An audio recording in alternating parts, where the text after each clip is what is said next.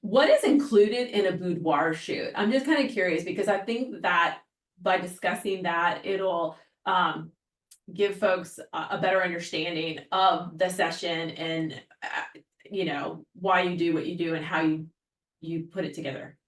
So when they first inquire with me, I want to know why they're doing it because Mhm. that will kind of put me in the direction I need to go with them. Yeah.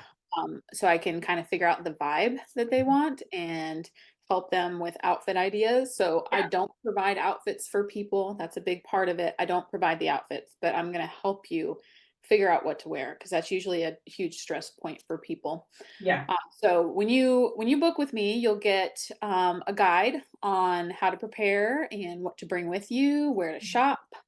Once you come in for the session, we provide hair and makeup on site, which I've had a lot of people book me for that reason because I think a lot of other boudoir photographers, it's like an off-site thing or they have to pay extra for it. They've got to find their own hair and makeup person, Oh and yeah. that can be totally stressful. So all of my makeup artists have been working with me for years. They know exactly what I'm looking for. They'll ask the client what level of makeup they like. If they're not a makeup girl, we'll go light. If they love all the makeup, we'll go super dark and moody.